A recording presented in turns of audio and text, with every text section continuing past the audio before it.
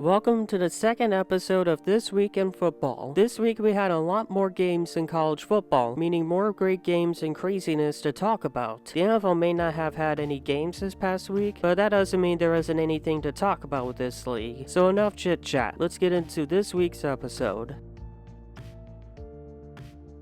On Thursday, consensus 4-star offensive tackle and top 50 player Jalen Hurd from the 2023 class committed to LSU. He's a pretty good offensive tackle. He has some things he needs to improve on, like every high school prospect, but this was a good get. Good job by offensive line coach Brad Davis and quarterbacks coach Joe Sloan for getting talent like that in your own state. Of course, LSU wasn't finished when they landed a commitment from consensus 4-star quarterback and top 175 player Sion Ferguson from the 2024 class. Solid gift for LSU. I like his potential in man and zone coverage. He has really good awareness and athleticism. Just needs to improve on tackling. But otherwise, a good get and a good job by wide receiver coach Cortez Hankton and defensive assistant Bobby Barham for getting a kid from Georgia. On Friday, consensus 4-star athlete and top 150 player Hunter Moden from the 2024 class committed to Texas. He can play wide receiver, cornerback, and return kickoffs and punts. I see him as more of a wide receiver. He has pretty good hands. I like his potential as a route runner. He is pretty fast and athletic and explosive. Great job by wide receiver coach Brendan Marion for being able to make sure the kid from Houston stays close to home. Out of nowhere on Friday, the College Football Playoff Board of Managers decided to expand the playoffs from 4 teams to 12. It will be the 6 highest ranked conference champions and the 6 highest ranked at-large teams. It will most likely start in 2026, but the earliest they could start it is in 2024, depending on how TV contracts pan out. I really like this. Now teams that can do something in the playoffs but fall short of the top 4 have a shot. No more 2014 TCUs or 2017 Ohio States. Conference championship victories matter. I mean, yeah, teams losing those games still have a chance to make it, but winning a conference title secures a spot. But of course, everyone is split on this, and that means a lot of pessimism about this expansion. I will admit that 12 teams are too many in my opinion. I think 6 to 8 teams are just fine, but 12 teams means more football, so I'm not gonna complain too much. I agree to an extent that the importance of the regular season is diminished, but at the same time, there are 131 teams, soon to be 133, and only 12 spots for the playoffs. You need to win as many games as you can to land a spot, so the regular season will still matter. Will there be more blowouts? Yes, that's what happens when you get more playoff games. More chances of a blowout, just like there are more chances to have a great game. Is this sport dead? Absolutely not. College football has always been changing, and this sport has been going strong through all the changes. We went from having newspapers choosing champions to a computer deciding a national championship game to a group of people choosing 4 teams to compete for a shot at a national title. This sport will never die. Change is gonna happen. You gotta deal with it. I'm a huge MLB fan, and there are some changes being made that I don't like. Is this sport dead? No. This sport is still fun for me to watch. I just adapt to these changes. That's what you guys have to do. This game had some hype. It was the first time these two rivals had played each other since 2011. Pittsburgh quarterback Keaton Slovis set the tone early by publicly saying this. This game lived up to all of that hype. The crowd was absolutely electric. It was chippy. It was a back and forth game. Neither team led by more than 7 points at any point in the game. The most exciting part of this game came down to a 4th and 16 play in the red zone, and the pass was just underthrown, so close to tying it up, but Pittsburgh wins an amazing game. Why was this game not played for 11 years? A couple of thoughts from this game. 1, Neil Brown's seat has to be hot right now. West Virginia hasn't been good ever since he came here, and he was a huge reason they blew a winnable game. You give Tony Mathis 9 more carries than CJ Donaldson, who looked a lot better than Mathis in that game, despite him being a tight end. Then you have a 4th and inches inside the 50 with a 7-point lead situation, and you decide to punt? That gave Pittsburgh all the momentum they needed to win this game. Second thing, Pittsburgh is not a top 25 team. The defense didn't look too good, and the offense is definitely missing Jordan Addison. But who knows, maybe West Virginia is better than they look and I am overreacting to this. But neither team moves the needle for me. Did we witness peak Iowa football Saturday? Let me go over my checklist. Did Iowa allow under 200 yards? Yep. Did Iowa hold an opponent to less than 10 points? Yep. Did Iowa score any points thanks to their defense? Yep. Did Iowa have some of the worst quarterback play you've ever seen? Yep. Was Iowa held to under 200 yards? Yep. Did Iowa have no touchdowns? Yep. Did Iowa's punter have a great game? Yep. One last question. Did Iowa win the worst football game you've ever seen? Yep, there you have it, folks. Peak Iowa football.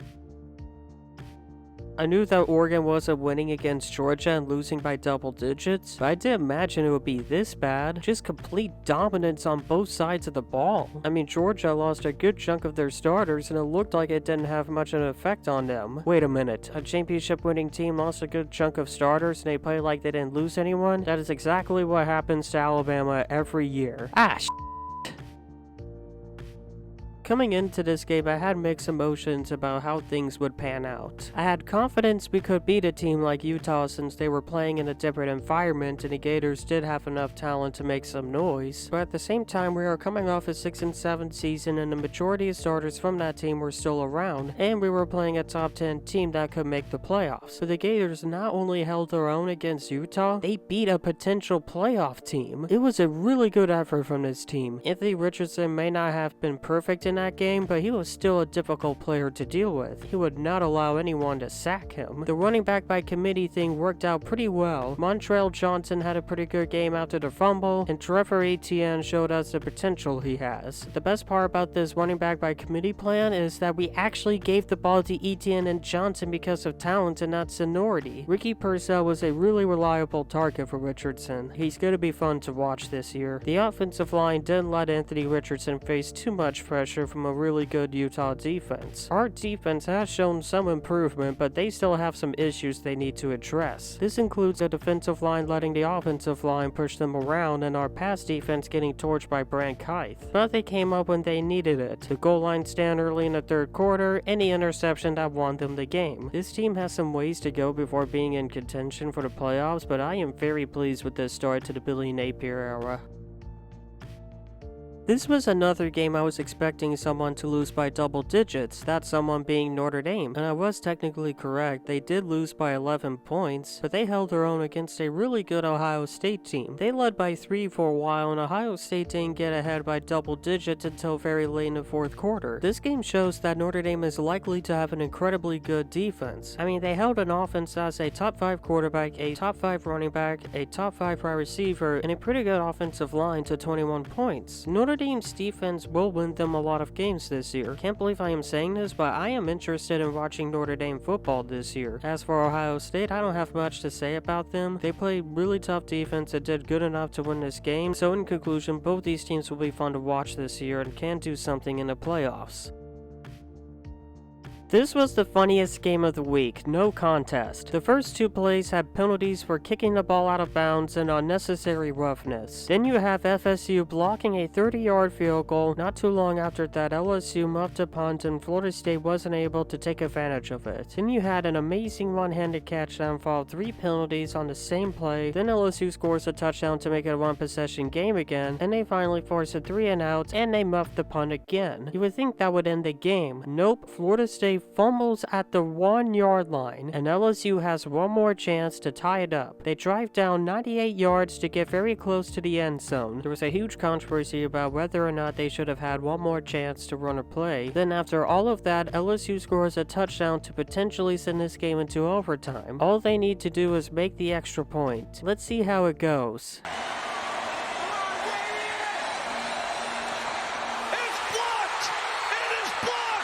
Oh my god, what a f***ing perfect ending to that game. Look, I hate Florida State more than LSU, but I do not mind seeing Brian Kelly lose a game. The only thought I have in this game is Anthony Richardson is gonna bully both Florida State and LSU.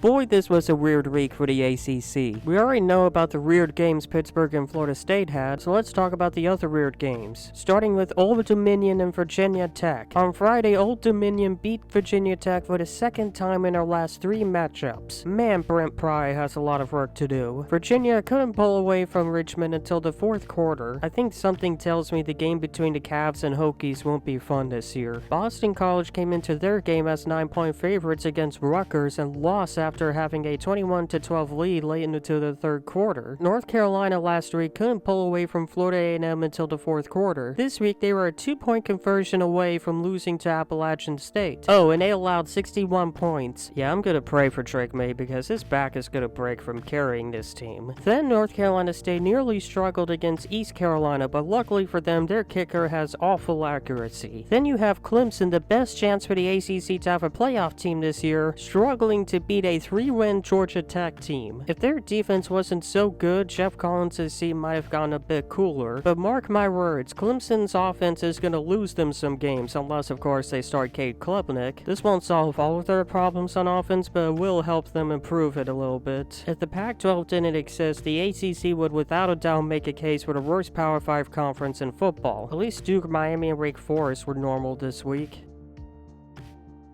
I would like to introduce a brand new segment called Unranked Upsets, meaning neither team was ranked but is still considered an upset. Basically, any school that was favored by 6 points or more but lost qualifies. And we start with Syracuse and Louisville, as the Orangemen defeated the Cardinals 31-7. Louisville came into this game as 6-point favorites. Boy, Scott Satterfield's seat is getting hotter. Ohio defeats Florida Atlantic at home 41-38. The Owls came into that game as 6-point favorites. Arizona came into their game against San Diego State as 6-point underdogs. Arizona did more than just cover the spread. They beat the Aztecs by 18 points, winning 38-20. Side note, this is a team to watch this year as they have some nice weapons with Jacob Cowing and Taitora McMillan. Hopefully I pronounced that first name right. Tulsa, Wyoming played in a double overtime thriller, and 6.5-point underdog Wyoming came out on top 40-37. And last but not least, Delaware and Navy. The Fighting Blue Hens defeated the Midshipmen 14-7.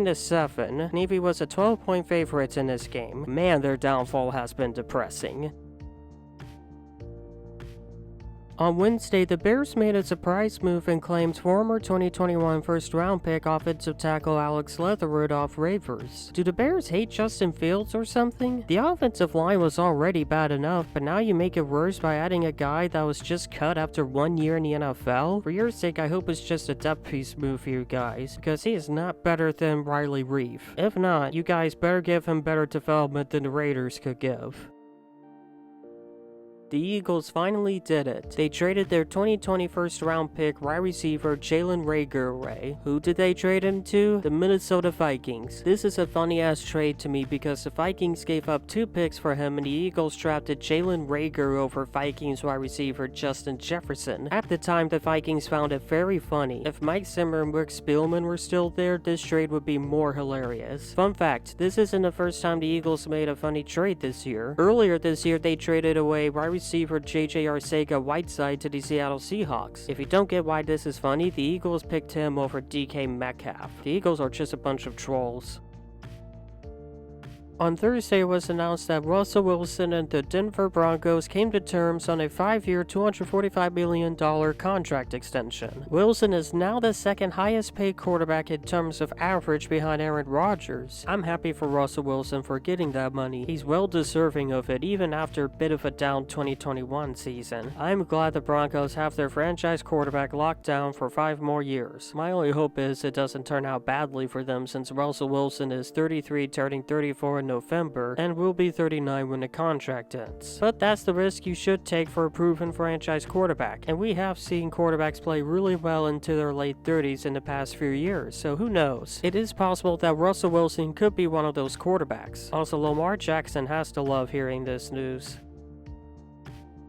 So let me get this straight. You are already facing a potential suspension for a DUI arrest. We still give you a multi-year contract. CJ Gardner-Johnson wants to be a safety, but we can't move him there because you're in his way, and you know damn well we're not going to give away Honey Badger's spot like that. So we decided to trade him because of our commitment towards you. Then 2 days after the trade, you get arrested for aggravated assault with a firearm, which could double the length of the suspension you're already getting whenever Roger feels like making things more difficult for us. I still like this Saints defense, but the secondary keeps getting worse. Hopefully PJ Williams or Justin Evans can fill May's role while he's gone. On Thursday, it was announced that edge rusher Harold Landry tore his ACL. This sucks. Landry just came off his best season ever, earning his first trip to the Pro Bowl and getting a huge 5-year $87.5 million contract. Hope Landry recovers quickly. Now it is time for second-year edge rusher Rashad Reaver to step up in Landry's place. If he doesn't do a good job of filling Landry's role, hopefully Bud Dupree and Danico Autry will be able to pick up his slack.